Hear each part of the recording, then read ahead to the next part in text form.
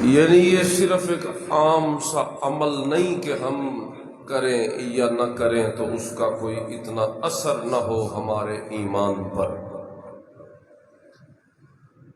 یہ وہ عمل ہے کہ اس کے ہونے نہ ہونے کا اثر ہمارے ایمان پر پڑتا ہے۔ یہ اگر ہے تو ہمارا ایمان بھی ہے، یہ اگر نہیں تو ہمارا ایمان بھی مکمل نہیں ہے۔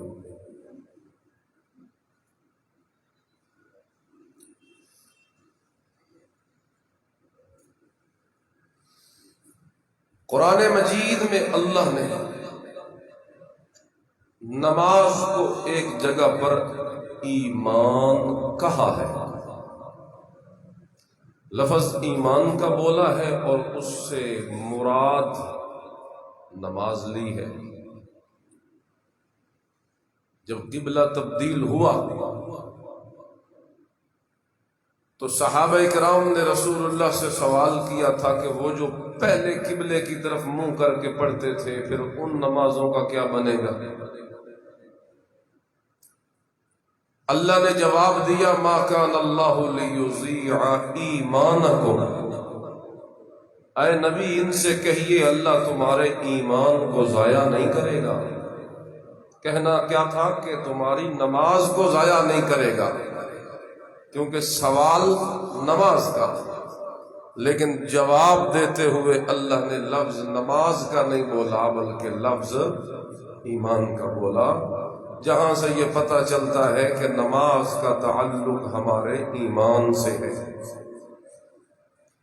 اور وہ حدیث جس میں جناب رسول اللہ صلی اللہ علیہ وسلم نے فرمایا بین العبد و بین الکفر ترک الصلاۃ، بندے اور کفر کے درمیان جو چیز فرق کرتی ہے وہ یہی نماز ہے۔ اگر پڑھتا ہے تو مومن اور اگر چھوڑ دیتا ہے تو کافر۔ اسی طرح ایک حدیث میں آتا ہے من ترک الصلاۃ متعمدا فقد کفر، جس بندے نے جان بوجھ کر ایک نماز بھی چھوڑ دی تو اس نے کفر کیا، اس نے کفر کیا۔ فقد کفر یعنی اس نے انکار کیا۔ شیطان نے بھی انکار کیا تھا نا، جب اللہ نے اسے سجدے کا کہا تھا تو اس نے ایک سجدے سے انکار کیا تو بدلے میں اللہ نے اسے دربار سے دھتکار دیا تھا۔ جو ایک سجدے کی بنا پر مردود ہو جائے، ہم دن میں پتہ نہیں کتنے سجدے چھوڑ دیتے ہیں، کبھی ہم نے یہ سوچا ہی نہیں کہ کہیں اللہ کی پھٹکار نہ پڑ جائے ہمارے اوپر، اللہ ہمیں بھی کہیں رد نہ کر۔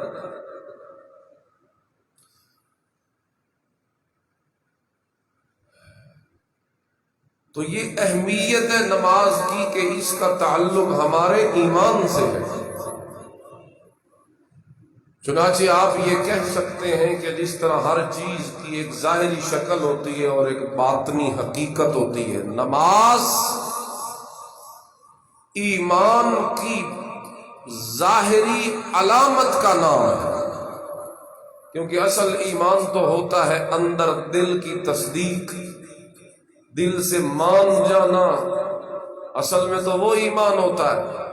لیکن ظاہر سے بھی تو کوئی نشانی ہو نا، پتہ بھی تو چلے نا بھی ایمان والے کی کوئی علامت کیا ہے، تاکہ لوگوں کو ایک دوسرے کے ایمان کا پتہ چلے۔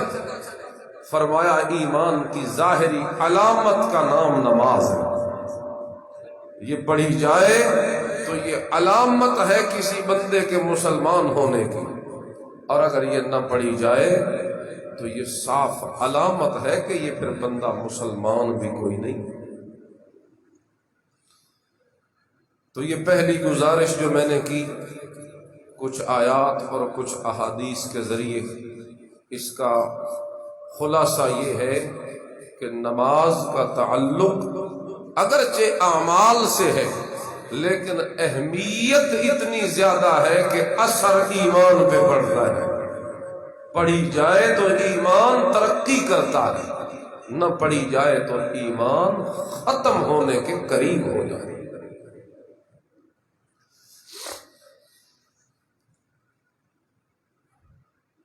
یہی وجہ ہے کہ پھر جناب رسول اللہ صلی اللہ علیہ وسلم، آپ کے صحابہ، بالخصوص حضرات خلفائے راشدین، حضرت سیدنا ابو بکر، عمر، عثمان و علی رضوان اللہ علیہم اجمعین، انہوں نے اپنے اپنے ادوار خلافت میں جتنا اہتمام اپنی حکومت میں نماز والے حکم کا کروایا، اتنا کسی اور چیز کا اہتمام انہوں نے نہیں کروایا.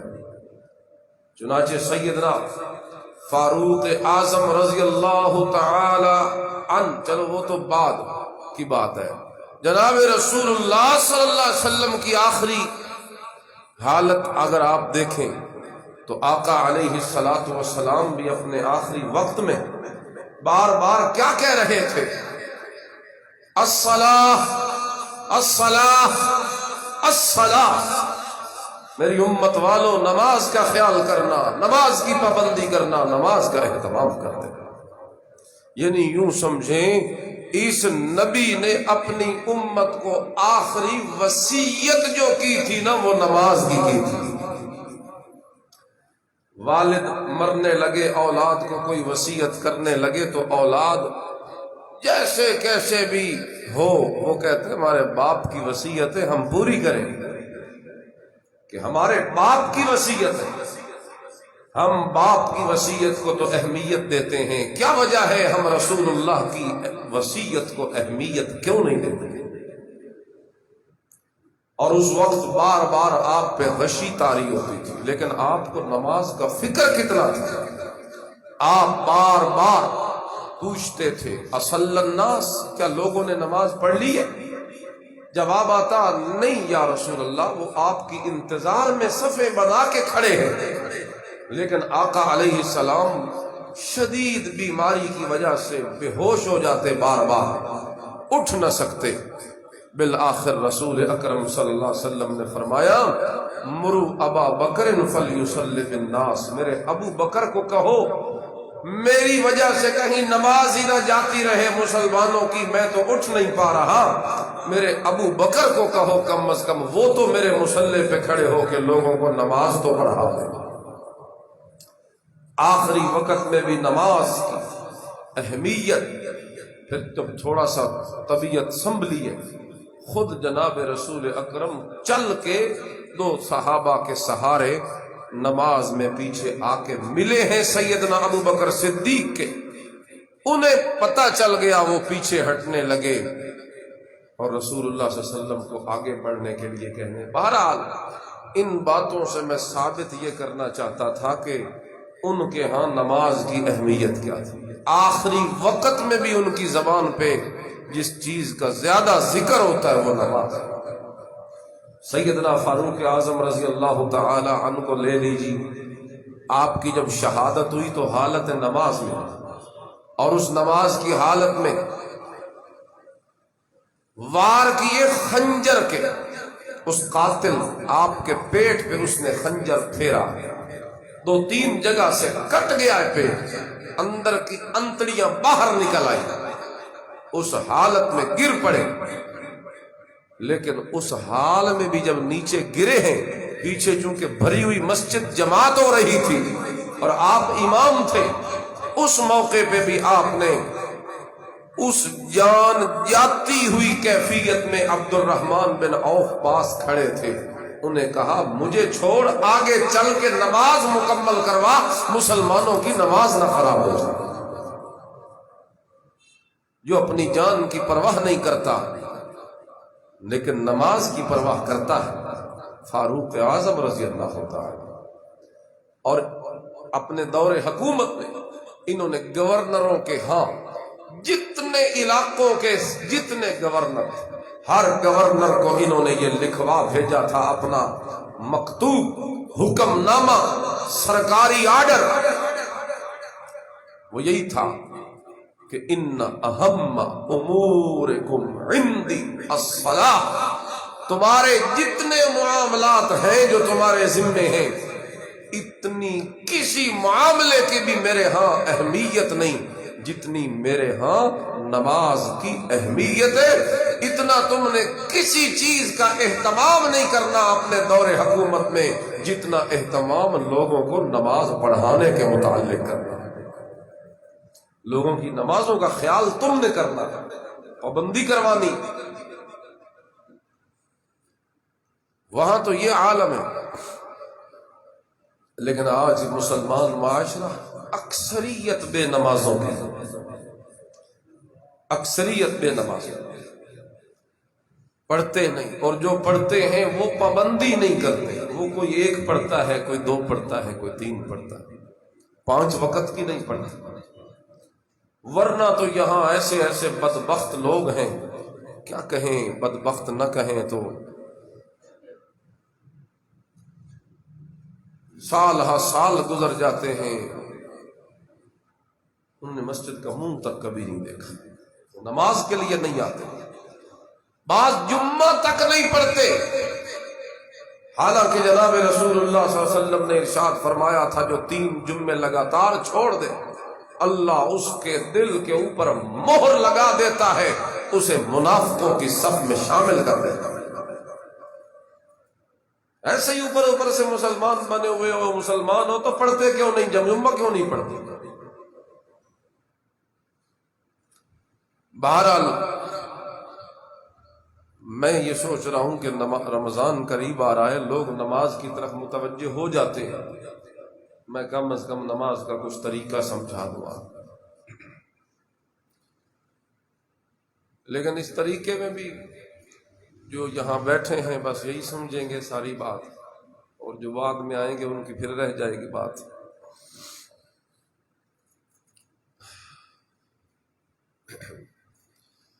سب سے پہلے نماز شروع کرنے کے لیے ہمیں اس چیز کا اہتمام کرنا ہوتا ہے کہ ہم یہ تسلی کریں کہ نماز کے جو فرائض ہیں وہ ہم نے پورے کر لیے کہ نہیں کیے۔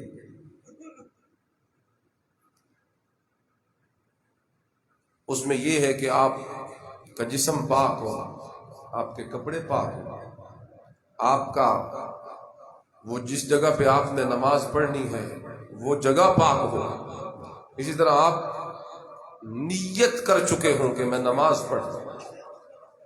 اس پورے اہتمام کے ساتھ اول آپ آئیں، وضو کریں، پاکی حاصل کریں، اور جب نماز کے لیے آپ کھڑے ہوں تو اللہ کے سامنے اپنی حاضری کا استحضار اپنے دل میں اتاریں، ورنہ اگر اللہ کے دربار میں حاضری والی وہ دل کے اندر کیفیت نہیں نہ تو یہ ایکسرسائز ہوگی جو آپ کر کے نکل جائے، یہ اٹھک بیٹھک ہوگی۔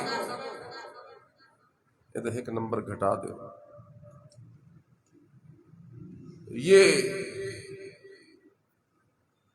یہ پھر اٹھک بیٹھک ہوگی، نماز تو نہیں ہوگی۔ نماز تو وہ ہوتی ہے جو اللہ کے حضور حاضری ہوتی ہے، یعنی جب یہ اللہ کے سامنے کھڑا ہوتا ہے نا اللہ کے دربار میں تو اپنے ہاتھوں کو اٹھا دیتا ہے، یہ کہتا ہے الہی اللہ اکبر، تو بڑا ہے میں بڑا نہیں ہوں۔ کہیں شیطان نے اگر میرے دل میں ڈال دیا تھا کہ میں بڑا ہوں، میرے گھر کی وجہ سے، میرے پیسے کی وجہ سے، میری سواری کی وجہ سے، میرے کاروبار کی وجہ سے، میرے سونے چاندی کی وجہ سے، میری عزت دولت شہرت کی وجہ سے اگر کہیں میرے دماغ میں غرور یا تکبر کی کوئی ادنا سی بھی آمیزش ہو گئی ہے، میں تیرے دربار میں ہاتھوں کو بلند کر کے، گویا ہاتھوں کو کھڑا کر کے، ہتھیار ڈال کے میں تیرے دربار میں گویا یہ کہنا چاہتا ہوں، میں بڑا ہوتا تو میں ہاتھوں کو اٹھا تو نہ دیتا، ہاتھ کھلے تو نہ کر دیوا، میں اپنے ہاتھوں کو بلند کر کے گویا تیرے سامنے ہتھیار ڈال کے یہ کہتا ہوں اللہ اکبر، بڑا تو ہے سب سے، میں بڑا۔ نماز ہے ہی عاجزی، ورنہ یہ جو بڑائی ہے نا انسان کو ذلیل کرتی ہے۔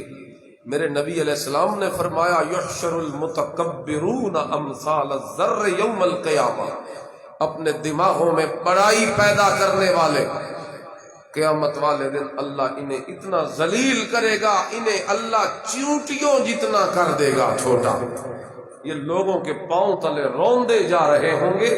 اس طریقے سے اللہ انہیں ان کے تکبر کی سزا دے گا۔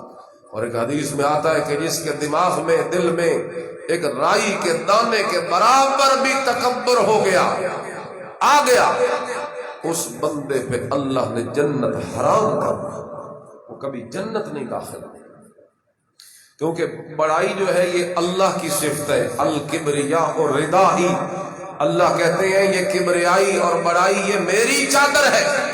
والعظمت ازاری، یہ عظمت، اونچائی، بڑائی یہ تو میری صفات ہے۔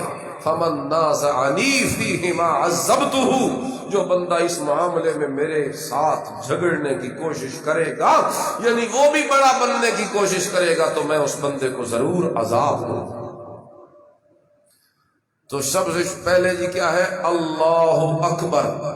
طریقہ بھی اس کا سمجھ لیں، آپ کے دونوں ہاتھ جو ہیں یہ سیدھے ہونے چاہیے، یہ طریقہ ہے اللہ، یعنی آپ کے ہتھیلیوں کا رخ قبلے کی طرف ہونا چاہیے۔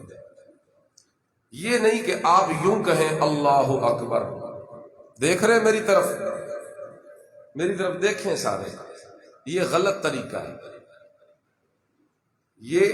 یہ صحیح ہے کہ آپ کی ہتھیلیاں قبلے کے سامنے، کچھ یوں کرتے ہیں، یہ بھی غلط ہے۔ صرف یہ ٹھیک ہے، باقی سارے غلط ہیں۔ صرف یہ طریقہ ٹھیک ہے، باقی سارے غلط۔ ہاتھوں کی ہتھیلیوں کو سیدھا اللہ کے سامنے کھڑا کریں اور ان اپنے ہاتھوں پیچھے لے جائیں اور اپنے کانوں کی لو سے اپنے انگوٹھوں کو لگائیں، کانوں کی لو کے ساتھ انگوٹھوں کو لگائیں۔ اللہ اکبر، اس طریقے سے انگلیوں کا رخ آسمان کی طرف ہو، یوں ہاتھ آپ کی انگلیاں کھلی ہوں، یہ صحیح طریقہ ہے۔ اللہ اکبر۔ پھر آپ اپنے ہاتھوں کو باندھ لیں گے، باندھیں گے اپنی ناف پر یا ناف کے نیچے، دونوں طریقے ٹھیک، ناف پر یا ناف کے نیچے۔ سینے پہ ہاتھ خواتین کے لیے ہے، مردوں کے لیے یہ جگہ ہے۔ تو یہاں آپ آئیں گے تو آپ نظریں اپنی نیچے رکھیں گے سجدے والی جگہ، اور اللہ کی طرف متوجہ ہو کے کھڑے ہوں گے۔ یہ نہیں کہ آیا تو یہاں کھڑا ہے لیکن دھیان سارا دکان میں ہے، یہ نہ ہو۔ یہاں جو پڑھے گا نا تو دھیان کرنے کا طریقہ یہ ہے کہ جو پڑھے گا ان لفظوں پہ غور کرے کہ اس وقت میری زبان سے کون سا لفظ نکل رہا ہے، بس یہ توجہ اگر کر لو تو پوری نماز میں آپ کا دھیان برقرار رہے گا۔ وہ لفظ ترجمہ اگر ان کا آتا ہو تو پھر بہت اچھا ہے، پھر تو بہت زیادہ بہتر ہے، توجہ کے پیدا کرنے میں زیادہ اثر ہے اس کا، کیونکہ آپ جو پڑھ رہے ہوں گے زبان سے وہ آپ کو پتہ بھی ہوگا کہ اس کا معنی کیا ہے۔ ثنا پڑھی جاتی ہے پہلے، پھر اس کے بعد تعوذ، اعوذ باللہ من الشیطان الرجیم، یہ پڑھا جاتا ہے، پھر بسم اللہ الرحمن الرحیم، پھر سورۃ فاتحہ مکمل، پھر آگے کوئی سورت ملائی جاتی ہے۔ یہ قیام کے اندر آپ کھڑے ہو کے نماز پڑھ رہے ہیں اور اپنے ہاتھ یوں باندھے ہوئے، یہ چھوٹی انگلی اور انگوٹھا اسے آپ یوں پکڑ لیں، کلائی کو، تین انگلیوں کو آپ سامنے بازو پہ سیدھا کر رہے ہیں اور اس طریقے پہ آپ ہاتھ باندھیں۔ اس میں لوگ کوتاہی کرتے ہیں، یہی صحیح طریقہ ہے بس، باقی تو کوئی یوں کھڑا ہوتا ہے، کوئی یوں کھڑا ہوتا ہے، کوئی یوں کھڑا ہوتا ہے، سارے باقی طریقے سنت کے خلاف ہیں۔ صحیح مسنون طریقہ یہی اللہ اللہ، آپ نماز میں کھڑے ہوں گے تو آپ پڑھیں گے سبحانک اللہم وبحمدک وتبارک اسمک وتعالی جدک ولا الہ غیرک، اقرار کر رہے ہوں گے اللہ کے سامنے سبحانک اللہم، اے میرے پروردگار تیری ذات شریکوں سے پاک ہے، کیونکہ سبحان کا معنی پاکی، پاکی اللہ کی پاکی جس وقت بیان کی جاتی ہے تو مطلب یہ ہوتا ہے کہ وہ شریکوں سے پاک ہے، اس کا نہ کوئی نائب ہے، نہ کوئی وزیر ہے، نہ کوئی مشیر ہے، نہ کوئی ظہیر ہے، نہ کوئی مددگار ہے، نہ ہی اس میں کوئی عیب ہے، نہ ریب ہے، نہ نقص ہے، نہ کمزوری ہے، نہ بیماری ہے، نہ کوئی اور مجبوری اس کے اندر ہے۔ سبحان کا، یہ کاف زبر کا کے ذریعے یہ بندہ اللہ کو بلاتا ہے، کیونکہ یہ صیغہ خطاب کا ہے، اس کا معنی ہوتا ہے تو پاک ہے۔ سبحانہ، سبحانہ کا معنی پاک ہے، کس سے پاک ہے؟ شریکوں سے پاک ہے، تیرا کوئی ظہیر مددگار یا کوئی شریک نہیں، نائب نہیں، اور کا معنی ہو گیا تو کہ تو پاک ہے۔ تو پھر خود بتاؤ، جب یہ اللہ کو بلا رہا ہے تو گویا نماز میں بندہ اللہ سے گفتگو کرتا ہے۔ سیدنا علی المرتضی رضی اللہ تعالی عنہ فرماتے ہیں، جب میرا دل کرے کہ اللہ مجھ سے باتیں کرے تو میں قرآن پڑھتا ہوں، اور جب میرا دل کرے کہ میں اللہ سے باتیں کروں تو میں نماز پڑھتا ہوں۔ قرآن میں اللہ مجھ سے باتیں کرتا ہے، یا ایھا الذین آمنوا، ایمان والو، بلاتا ہے اللہ ہمیں، اور نماز میں ہم بلاتے ہیں اپنے اللہ کو۔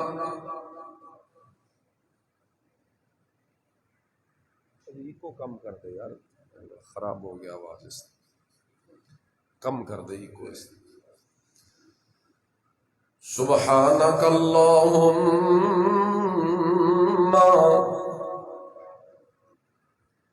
پاک ہے تم اے اللہ، وبحمدک، ساری حمدیں ثنائے خوبیاں صفتیں کمال یہ سارے صرف تیرے ہیں۔ وبحمدک، یہ سارے صفتیں کمال صرف تیرے ہیں، ان کمالات میں تیرا کوئی شریک نہیں۔ کون سے کمال ہے؟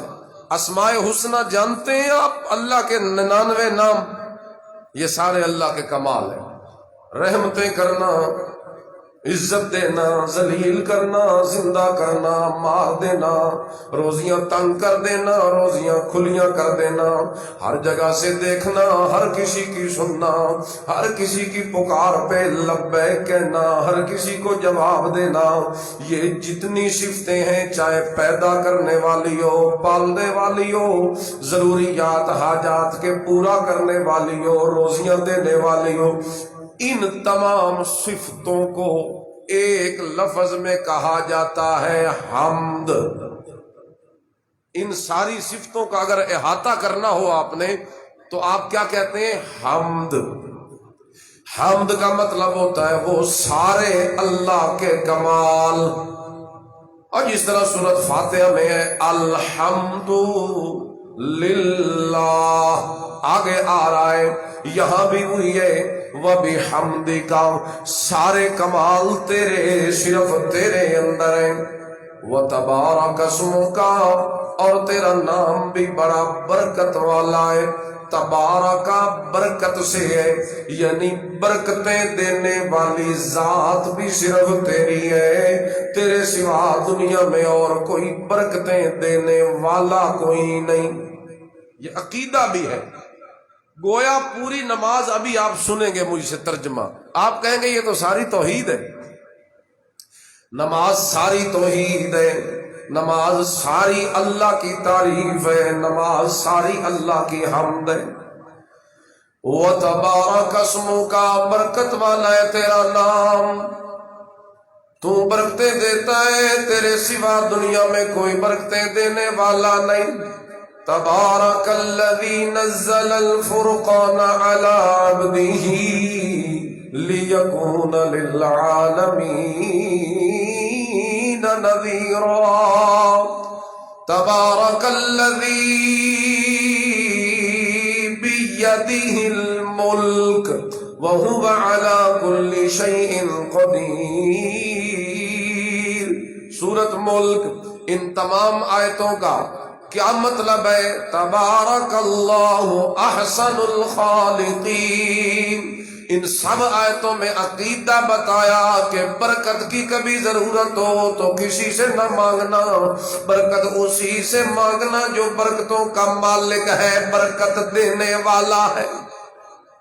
ایک مظہر اللہ نے اپنی برکتوں کا یہ بتایا کہ میری برکتوں کا اندازہ لگا لیجئے، میں تو وہ ذات ہوں۔ تبارک الذی نزل الفرقان علی عبدہ۔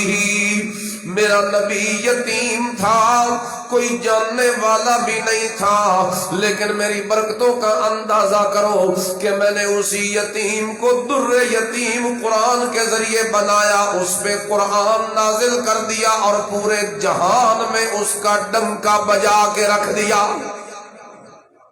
میں برکتیں دینے والا۔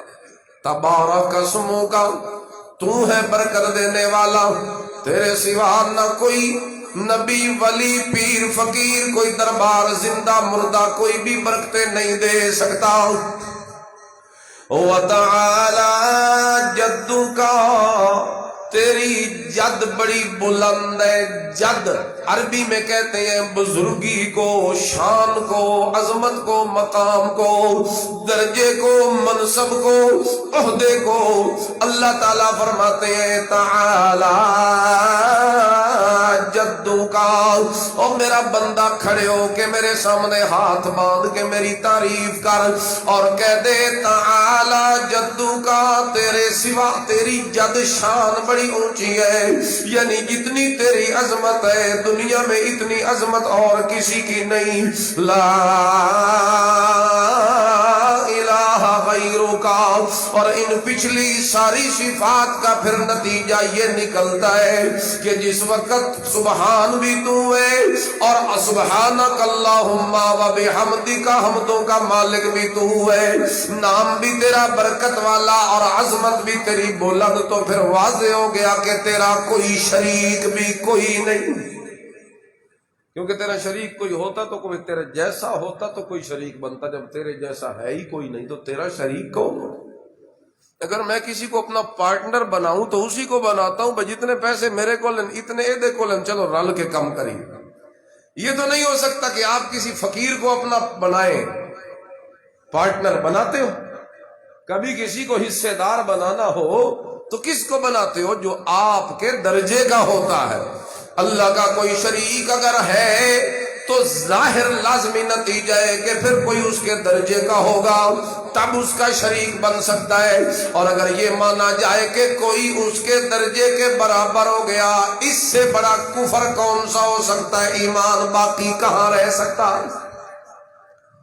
اعوذ باللہ من الشیطان الرجیم۔ میں چونکہ تیرے دربار میں کھڑا ہوں اور عین ممکن ہے کہ شیطان نہ کہیں درمیان میں دخل اندازی کر دے، تو میں پناہ مانگتا ہوں تجھ سے، شیطان مردود سے مجھے بتا۔ بسم اللہ الرحمن الرحیم، آگے تلاوت چونکہ شروع کرنی ہے اس لیے اعوذ باللہ بسم اللہ پڑھتا ہے، اللہ کے نام سے شروع کر کے فاتحہ پڑھتا ہے۔ فاتحہ میں کہتا ہے الحمدللہ رب العالمین۔ ادھر توجہ کیجئے، 2-4 منٹوں میں فاتحہ سمجھاؤں آپ کو۔ سورۃ الفاتحہ پورے قرآن میں اللہ کا طریقہ یہ ہے، ہر سورت میں اللہ ایک دعویٰ ذکر کرتا ہے، دعوے پہ دلیلیں دیتا ہے، پھر نتیجہ نکالتا ہے۔ ہر سورت میں اسی طرح ایک دعویٰ پھر اس دعوے کو ثابت کرنے کے لیے دلیلیں اور دلیلوں کا پھر نتیجہ نکلتا ہے. ہر صورت اسی طرح ہوتی ہے. سورۃ فاتحہ کا دعویٰ ہے الحمدللہ. اللہ جی تو مجھ سے کیا منوانا چاہتا ہے؟ اللہ فرماتے ہیں میرا بندہ یہ اقرار کر کے ساری صفتیں میرے اندر ہیں، میری صفتوں میں دنیا کے اندر کوئی شریک نہیں ہے. کوئی جتنی طاقتوں والا، قدرتوں والا، دنیا میں کتنے اختیار والا ہو، کوئی میری طاقتوں میں شریک نہیں ہو سکتا. الحمدللہ. ابھی میں نے پیچھے آپ کو بتایا کہ حمد سے مراد اللہ کی ساری صفتیں ہوتی ہیں، حمد سے مراد اللہ کے سارے کمال ہوتے ہیں. جب ہم کہتے ہیں للہ تو معنی یہ ہوتا ہے کہ خاص اللہ کی ہے، اس میں اللہ کا کوئی شریک نہیں ہے. اللہ جی شریک تو نے صفتیں اور عظمتیں تو اور لوگوں کو بھی بڑی دے رکھی ہیں، نبیوں کو بھی بڑے مقام دے رکھے ہیں، ولیوں پیروں فقیروں کو بھی بڑے مقام دے رکھے ہیں، صحابہ کو بھی بڑی شان دے رکھی ہے. تو کیا وجہ ہے یہ تیرے اندر کیوں ہے؟ تیری صفتیں، یہ خدائی کار سازی صفات دوسروں میں کیوں نہیں ہے؟ اللہ کہتے ہیں اس کی 3 وجہ ہیں. پہلی وجہ یہ ہے رب العالمین الرحمن الرحیم مالک یوم الدین. اس کی 3 وجہ ہے کہ یہ سارے کمالات اس کے اندر ہوتے ہیں. جو رب ہو ساری کائنات کا، جو رحمان و رحیم ہو ساری کائنات کا، جو مالک یوم الدین و قیامت کے دن کا مالک ہو، جس کے اندر یہ 3 صفتیں پائی جائیں وہ اس قابل اور لائق ہوتا ہے کہ اس سے مانگا جاتا ہے.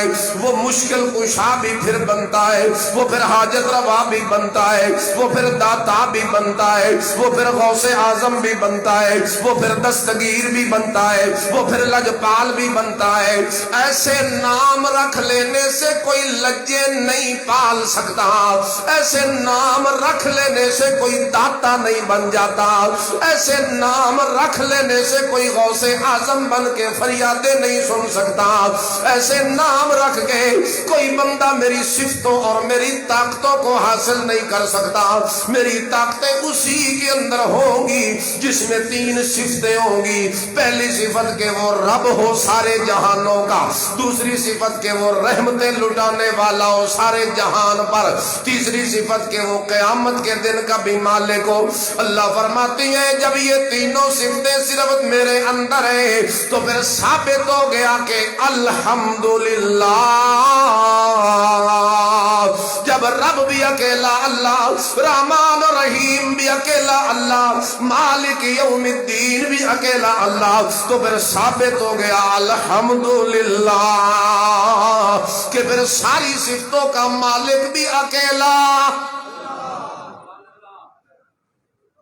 آپ کو بھی کوئی کہے نا کہ فلانا لجپال ہے، داتا ہے، کوئی نظر و نیاز کے لائق ہے، فلانا کوئی شفا دیتا ہے، فلانا کوئی حاجتیں دور، آپ اسے کہیں کہ یہ تو ساری صفتیں اس میں ہوتی ہیں جس میں 3 صفتیں ہوں، یہ سارے کمال تو اس میں ہوتے ہیں جو رب ہو.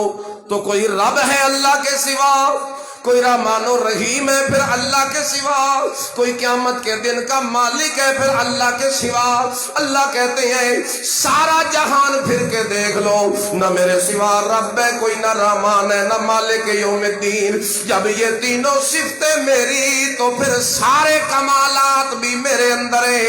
پھر مخلوق میری محتاج ہے، میں اپنی مخلوق کا محتاج نہیں. پھر میری مرضیاں چلتی ہیں، کوئی میری مرضیوں کے آگے رکاوٹ نہیں ڈال سکتا. پھر جسے میں عزت دینا چاہوں اسے ملتی ہے، کوئی ذلیل نہیں کر سکتا. پھر میں شفا دینا چاہوں تو ملتی ہے، کسی کی خاک شفا میں شفا نہیں ہو سکتی. پھر میں دینا چاہوں بیماریاں تو کوئی روک نہیں سکتا. پھر میں ٹھیک کرنا چاہوں تو کوئی بیمار نہیں کر سکتا. پھر میں روزیاں کھلی کرنا چاہوں تو کوئی رکاوٹیں نہیں ڈال سکتا. پھر میں رشتہ کروانا چاہوں تو کوئی رکاوٹ نہیں ڈال سکتا. پھر میں رحمتیں دینا چاہو تو کوئی بے برکتیاں نہیں دے سکتا۔ جتنا بندے کا عقیدہ پکا ہوگا اتنے حالات اچھے ہوں گے، اور جتنا ڈرتا رہتا ہوگا جی فلانے قبر والے کے ساتھ بڑے اس کے سامنے بڑی بے ادبی نہیں کرنی کیونکہ وہ تو اثر ڈال دیتے ہیں، فلانا حضرت صاحب ہے اس کا اثر پڑ جاتا ہے، بیماری آ جاتی ہے، گھر میں بھینس کا دودھ خشک ہو جاتا ہے، منت یا 11ویں یا 12ویں نہ دی تو یہ کیس ہو جائے گا، یہ معاملہ ہو جائے گا، فلانی جگہ پہ جا کے بکرا ذبح نہ کیا تو یہ ہو جائے گا کہ جناب میرے گھر میں بیماریاں آ جائیں گی۔ یہ جتنا ڈر رہے ہمارے دل کے اندر یہ غیر اللہ کا ڈر رہے، اللہ کے سوا دوسروں کا ڈر رہے، اور جو مومن ہوتا ہے وہ صرف اللہ سے ڈرتا ہے، غیر اللہ سے نہیں ڈرتا، کیونکہ اس کا عقیدہ ہو سکتا ہے کیونکہ ساری کائنات مل کے بھی آ جائے میرے بال کو بھی بیکا کوئی نہیں کر سکتا۔ وہ عقیدہ اسے طاقت دیتا ہے، وہ اندر سے بڑا مطمئن ہوتا ہے۔ لوگ کہتے ہیں بڑا نقصان ہو جائے گا تیرا، وہ آدھا کوئی نقصان تواڈے ہوندے جنہاں دے عقیدے کچے ہوندے، جن کا عقیدہ اللہ پہ ہوتا ہے ان کا کوئی نقصان کر۔ یہ فاتحہ ہے، جب 3 دلیلوں سے ثابت ہو گیا آگے نتیجہ نکل گیا ایاک نعبد و ایاک نستعین۔ جب یہ تینوں صفتیں تیرے اندر ہیں تو پھر نتیجہ نکل آیا کہ عبادتیں بھی صرف تیری کی جائیں گی، منتیں بھی صرف تیری دی جائیں گی، قربانیاں بھی صرف تیری کی جائیں گی، طواف بھی صرف تیرے کیے جائیں گے، وظیفے بھی صرف تیرے پڑھے جائیں گے، اسی طرح ساری حمد ثنائیں بھی تیری کی جائیں گی، وَإِيَّاكَ نَسْتَعِينُ، اور مددیں بھی صرف تجھ سے مانگی جائیں گی۔ یوں کہا جائے گا یا اللہ مدد، بس صرف اور صرف یا اللہ مدد، باقی جس کو بھی تم مدد کے لیے پکارے گا تو پھر ضروری ہے کہ وہ رب ہو، رحمان و رحیم و مالک یوم الدین ہو۔ جب رحمان و رحیم رب اور مالک یوم الدین اکیلا اللہ تو پھر مدد بھی صرف کرنے والا اکیلا۔ یا علی مدد، یا رسول اللہ مدد، یا پیر مدد، یا غوث مدد، کوئی عقیدہ رکھے تو رکھے، اس کا اپنا ہے۔ ہم تو آپ کو سمجھا رہے ہیں کہ یہ نہیں کہا جا سکتا۔ جواب کہ کیوں نہیں کہا جا سکتا؟ جواب یہ ہے کہ سورۃ فاتحہ کہتی ہے مدد وہ کرتا ہے جو رب ہو، مدد وہ کرتا ہے جو رحمان و رحیم ہو، مدد وہ کرتا ہے جو مالک یوم الدین ہو۔ جب یہ تینوں صفتیں صرف اللہ میں تو یا اللہ مدد تو کہنا ٹھیک ہوگا، باقی کسی کو مدد کے لیے پکارنا ٹھیک، کیونکہ نہ وہ رب ہے، نہ رحمان ہے، نہ مالک۔ اہدنا الصراط المستقیم، یہ جو تو نے ابھی ہمیں سیدھا رستہ دکھایا اسی پہ پکا رکھنا، کیونکہ یہ ان لوگوں کا رستہ ہے انعمت علیہم جن پہ تیرا انعام ہوا، غیر المغضوب علیہم ولا الضالین، ان لوگوں کے رستے پہ نہ چلانا جو اس عقیدے سے ہٹ کے یہودی عیسائی ہو گئے، گمراہ مشرک ہو گئے، ان سے بچانا۔ آگے بندہ کوئی صورت ملاتا ہے پھر اس کے بعد جھک جاتا ہے اللہ اکبر کہتے ہوئے، اور جھکتے ہوئے کہتا ہے اللہ اکبر۔ دیکھ لے میں بڑا ہوتا تو کبھی نہ جھکتا، لیکن میرا جھک جانا دلیل ہے کہ میں بڑا نہیں، بڑا تو ہے۔ پھر ادھر رکوع میں جا کے کہتا ہے سبحان ربی العظیم، میں تیرے نام کے ترانے پڑھتا ہوں، تو ہی ہے پاک میرا رب جو بڑی عظمتوں والا۔ رکوع میں جاتا ہے، سجدے میں بھی جاتا ہے تو کہتا ہے سبحان ربی اعلیٰ، وہاں ناک بھی ٹیک دیتا ہے، وہاں ماتھا بھی ٹیک دیتا ہے، تعریفیں کرنے لگ جاتا ہے۔ تو نماز نام ہی ذلت اور عاجزی کا ہے، نماز نام ہی اللہ کے سامنے جھکنے کا ہے، لہذا بدن تو جھک جاتا ہے۔ اصل چیز جو نماز میں پیدا کرنی ہوتی ہے وہ یہ ہوتی ہے کہ ہمارا جس طرح بدن جھکا ہے ہماری روح بھی اس کے آگے جھکنے والی بن جائے، یعنی ظاہر باطن ہمارا جھک جائے اس کے آگے، ورنہ ہمارے خیال نماز میں دائیں بائیں ہوتے تو پھر نماز کا وہ اثر ظاہر نہیں ہوتا۔ رکوع میں کیسے جائیں گے آپ؟ اللہ اکبر کہتے ہوئے جائیں گے، یعنی شروع میں کھڑے کھڑے اللہ اکبر کہہ کے پھر جانا، یا چلے جانا اور پھر وہاں جا کے اللہ اکبر کہنا، یہ طریقے درست نہیں۔ درست کیا ہے کہ ساتھ نیچے ہوتے جائیں اور اللہ اکبر کہتے جائیں۔ घुटनों को यूं पकड़ ले, हाथों को खोले और घुटनों को यूं पकड़ के बाजुओं को तान दे, बिल्कुल सीधे बाजू रकू के अंदर करें। हदीस में आता है रसूलुल्लाह अपनी कमर को यूं सीधा कर लिया करते थे नमाज में, रकू में, कि अगर आपकी कमर पे पानी भी डाल दिया जाए तो वो न आगे बहे न पीछे बहे, क्योंकि इतना वो ठहराव होता था आपकी कमर में, वो इतनी सीधी होती थी। हम भी इसी तरह रकू करते हैं, कोई यूं खड़े होते हैं बिल्कुल थोड़ा सा झुकते हैं, कुछ बिल्कुल ही यूं हो जाते हैं, सर नीचे ले जाते हैं। सही तरीका क्या है? बाजू तने हुए हो और घुटनों को आपने यूं पकड़ा हुआ हो, हाथों को खोलकर, और कमर पीछे आपकी सीधी हो जाए और सर आपका कमर के बराबर हो। ये ना हो कि सर नीचे हो जाए या सर ऊपर हो, जितनी कमर उसी के बराबर सर। ये रकू समी अल्लाहु लिमन हमिदा कहेगा, सीधा खड़ा हो जाएगा। कुछ लोग इसमें बड़ी गफलत करते हैं, सीधे खड़े नहीं होते, थोड़ा सा ऊपर उठते हैं और फौरी जाते हैं नीचे सजदे में। इन लोगों की नमाज नहीं होती। इन लोगों की नमाज, रसूलुल्लाह के सामने भी एक बंदे ने इसी तरह गलती की थी, तो आपने फरमाया था दोबारा पढ़, तेरी कोई नहीं हुई। उसने दोबारा पढ़ी तो फिर गलती की, आपने फरमाया फिर पढ़, कोई नहीं हुई। उसने तीसरी मरतबा पढ़ी तो फिर यही गलती, आपने फरमाया फिर पढ़, कोई नहीं हुई।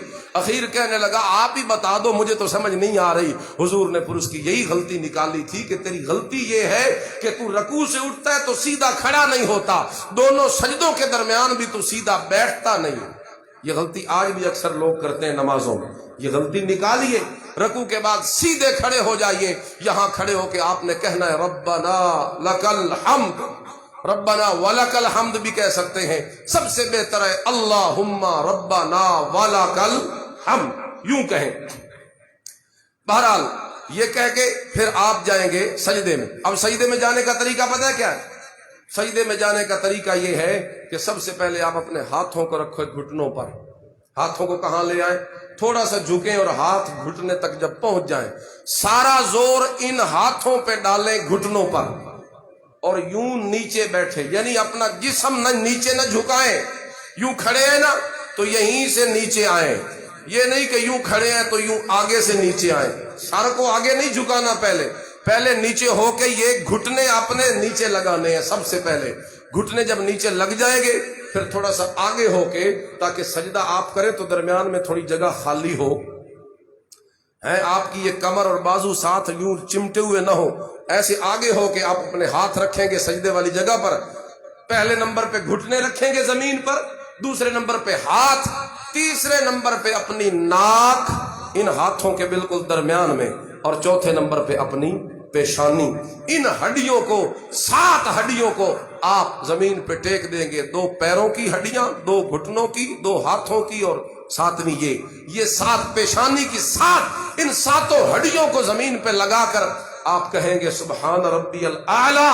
देख, पहले तो खड़ा होके मैं कह रहा था अल्लाहु अकबर, फिर मैं थोड़ा झुक गया, लेकिन मजा ना आया तो मैं अब अपने आप को तेरे दरबार में डाल देता हूं और मैं कहता हूं मेरी तो इतनी सारी भी हैसियत नहीं है, अगर इसी सजदे में तू मेरी रूह निकाल ले तो मेरे अंदर तो इतनी ताकत भी नहीं कि मैं इस सजदे से खुद उठ सकूं। मुझे तो उठाने वाला भी तू है, खड़ा करने वाला भी तू है। फिर एक सजदा करेगा, 3 दफा सुबहान रब्बियल अजीम या ज्यादा कहना चाहे तो फिर वापस आ जाए, सही अत्तहियात में बैठ जाए। अपना सीधा जो है दायां पांव उसको खड़ा कर दे, बाएं को बिछा के उसके ऊपर बैठ जाए, और जब बैठे तो फिर यहां अल्लाहुम्मा ग़फिरली या रब्बिग़फिरली रब्बिग़फिरली रब्बिग़फिरली 3 दफा कह ले। 2 सजदियां दे विचकार अज इतने साड़ी ब्रेक ही नहीं होती, उठते हैं और फौरी जाते हैं दोबारा सजदे में। हालांकि यहां बैठ के दरमियान में कम अज कम आप 1 मरतबा तो कहें रब्बिग़फिरली, या वो नहीं कहते तो कम अज कम टिक के बैठ तो जाए कि आपका जो है वो जिस्म एक जगह पे वो सही वापस आ जाए, अरकान सुकून के साथ। फिर दूसरा सजदा करें और दोबारा दूसरी रकात पढ़े। दूसरी रकात में जाके फातिहा से पहले बिस्मिल्लाहिर्रहमानिर्रहीम पढ़ ले तो बेहतर है, कोई ना पढ़े तो नमाज तो में तो कोई हरज नहीं होता। बिस्मिल्लाह शुरू में पढ़ना बेहतर है, फातिहा से पहले बिस्मिल्लाह पढ़ना बेहतर है। फिर दूसरी रकात में आगे सूरत मिलाएंगे, फिर रकू, फिर सजदा, फिर अत्तहियात में आ जाए। देखो अत्तहियात में जब बैठे तरीका वही है कि सीधा पांव जो है दायां, इसको आपने खड़ा करना है, इसकी उंगलियां आगे की जानिब मोड़नी है, पीछे नहीं निकालनी उंगलियां इसकी अंदर मोड़ के बाएं पांव को बिछा के ऊपर बैठ जाना है। अत्तहियात में यहां भी आपने क्या कहना है, अत्तहियातु लिल्लाहि वस्सलावातु वत्तय्यिबातु अस्सलामु अलैका अय्युहन नबिय्यु व रहमतुल्लाहि व बरकातुहु अस्सलामु अलैना व अला इबादिल्लाहि स्सालिहीन अशहदु अल्ला इलाहा इल्लल्लाहु व अशहदु अन्ना मुहम्मदन अब्दुहु व रसूलुहु। अत्तहियातु लिल्लाह, मेरी सारी जबान की इबादतें तेरे लिए हैं। वस्सलावात, मेरे बदन की सारी इबादतें तेरे लिए होगी, वादा हो गया। वत्तय्यिबात, मेरे माल की सारी कुर्बानियां नजर न्याज़ें तेरे नाम की होगी। ये क्या कह रहे हैं नमाज में? ये बाहर निकलता है तो नजर न्याज़ें तो गैरुल्लाह के नाम की देता है, नमाज में तो कहता था लिल्लाह, कि ये सारी लिल्लाह होगी, यानी अल्लाह के लिए होगी सिर्फ। फिर आगे सलाम पढ़ता है हुजूर पर, अस्सलामु अलैका अय्युहन नबिय्यु, सलाम हो आप पर ए नबी, अल्लाह की रहमतें बरकतें हो। फिर कहता है अस्सलामु अलैना, हम पर भी अल्लाह का सलाम हो, अला इबादिल्लाहि सालीन, सारे नेक बंदों पे भी हो। फिर अशहदु अल्ला इलाहा, गवाही देता है कि तेरा कोई शरीक नहीं, और ये भी गवाही देता हूं कि मोहम्मद तेरे बंदे भी हैं और रसूल भी। इधर देखो एक मसला, जब कहेंगे आप अशहदु अल्ला इलाहा इल्लल्लाह, ये तरीका है उसका। ये 3 उंगलियां जो हैं इनको आप फोल्ड करें, ये जो है ना दरमियान वाली, 2 इधर और 2 इधर, दरमियान वाली और अंगूठे को आप छल्ला बनाएं, इसका गोल गोल हल्का। ये रसूलुल्लाह सल्लल्लाहु अलैहि वसल्लम इस तरह करते थे, हल्का बनाएं इसका। ये 2 उंगलियां पीछे मुड़ गई, तीसरी और अंगूठे का बन गया हल्का, और ये है शहादत वाली। इसे यूं नहीं उठाना होता, इसको इन उंगलियों के सिर्फ बराबर उठाना होता है। यानी ये यहां नीचे है ना, तो आप कहेंगे अशहदु अल्ला इलाहा इल्लल्लाह, ला इलाहा पे ऊपर करेंगे, इल्लल्लाह पे नीचे डाल देंगे। देख रहे हो, ये तरीका है इसका, अशहदु अल्ला इलाहा इल्लल्लाह। बस यहां ये फिर इसी हालत में रहेगी, सलाम तक ये यहीं इसी हालत में रहे, दूसरा हाथ सीधा रहे। और कोशिश करें कि अपनी उंगलियों को यहां जब अत्तहियात में बैठे तो यूं रखें, यूं ना पकड़ें या आगे ना करें। कोई कर ले तो नमाज में तो कोई हरज नहीं, नमाज तो हो जाती है, जवाज तो है, लेकिन वो सही सुन्नत तरीका जो रसूलुल्लाह का है सल्लल्लाहु अलैहि वसल्लम, वो यही है कि आप अपने हाथों को यहां सीधा रखते थे। फिर आपने अत्तहियात के बाद दुरूद शरीफ पढ़ा, रसूलुल्लाह पे दुरूद पढ़ा, दुरूद इब्राहिमी पढ़ा, फिर एंड पे दुआ की, तो ये नमाज आपकी मुकम्मल हुई। अब सलाम देखिए जरा, सलाम का तरीका, अस्सलामु अलैकुम व रहमतुल्लाह, यहां दरमियान से आपने शुरू किया, अस्सलामु अलैकुम व रहमतुल्लाह। नजरें आपकी कंधे पर आए, नजरें आपकी कंधे पर आए, अस्सलामु अलैकुम। और गर्दन को ज्यादा ना मोड़े, बस थोड़ा सा मोड़े, सीना आपका सीधा रहे किबले की तरफ। यूं नहीं करना अस्सलामु अलैकुम व रहमतुल्लाह के सीना फिर जाए, सीना नहीं फेरना होता, सिर्फ क्या है जी, गर्दन फेरनी, अस्सलामु अलैकुम व रहमतुल्लाह, वापस आ जाए इसी जगह पर जहां से सलाम किया था, यहां आ जाए, फिर यहीं से दूसरा सलाम शुरू करें, अस्सलामु अलैकुम व रहमतुल्लाह। ठीक है जी, अस्सलामु अलैकुम व रहमतुल्लाह कह के यहीं से दूसरा यूं नहीं करना होता, बल्कि वापस आकर दरमियान में फिर यहां से दूसरा सलाम शुरू करना होता है। ये सलाम करते हुए नीयत होनी चाहिए कि मेरी दाईं तरफ जितने नमाजी हैं या दाईं तरफ वाला फरिश्ता है, या अगर इमाम भी इस साइड पे है तो इन सब की नीयत दिल में हो कि मैं इनको सलाम कह रहा हूं, इनको सलाम कर। फिर दूसरा इधर उस तरफ वाले उनकी नीयत हो, तो इस तरीके से आप अपनी पूरी नमाज मुकम्मल करेंगे। और यूं सलाम फिरे फौरी, कोई नमाजियों के आगे से गुजर रहा है, कोई किसी को क्या जल्दी है यार, 2-4 मिनट में सारे फारिग हो जाएंगे।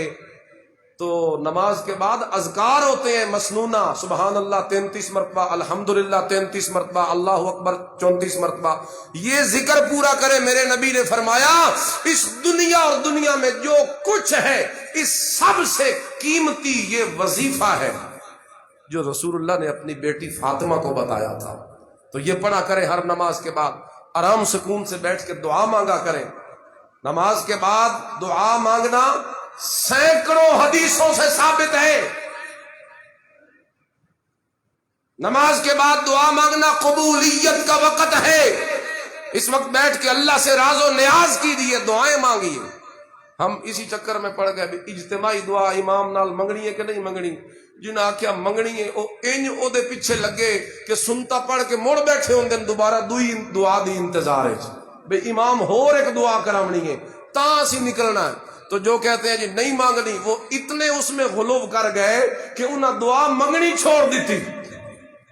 وہ ان مخالف ہوئے دعا دے، انہوں نے کہا نماز کے بعد دعا ہے ہی کوئی نہیں. خدا دا نا نہ دین کا مذاق اڑاؤ. جو ہے امام اور مقتدی سلام پھرتے ہی ان کا آپس میں تعلق تو ختم ہو گیا. ٹھیک ہے اجتماعی دعا کی انتظار میں آپ مجبور کوئی نہیں، شریعت کی طرف سے باندھے ہوئے نہیں کہ اب امام کی اقتداء میں ہی آپ نے مانگنی ہے. امام منگ سی تے تاں سی منگنی نہیں. امام اپنی مانگے آپ اپنی مانگے، لیکن بیٹھے ایک جگہ پہ ہیں، ٹائم بھی ہکو ہے، منگنیا سارا منگنی بھی اسے ٹائم ہے. وہ شکل بن جاتی ہے اجتماعی کی. اتفاقی طور پہ شکل کیا بن جاتی ہے اجتماعی کی، ورنہ دعا ہر بندہ اپنی اپنی مانگتا ہے. اور اتنا غلو اس میں نہ کیا جائے کہ دعا کے منکر ہو کہ دعا سے ہی بندہ محروم ہو جائے. نہیں، اپنی مانگو. بے شک امام کی آپ پابندی نہیں ہے آپ کو، لیکن اپنی تو مانگو. اپنی بھی نہیں مانگتے. یہ تھوڑا سا طریقہ اگرچہ 10 منٹ اوپر ہو گئے، مجھے احساس بڑا رہا ہے، لیکن میں یہ سوچ رہا تھا کہ آگے رمضان آ رہا ہے، لوگ نماز کی طرف بڑے مائل ہو جاتے ہیں، تو میں پہلے ان کو طریقہ سمجھا دوں تاکہ نماز کا صحیح طریقہ کیا ہے. اللہ سے دعا ہے اللہ ہمیں عمل کی توفیق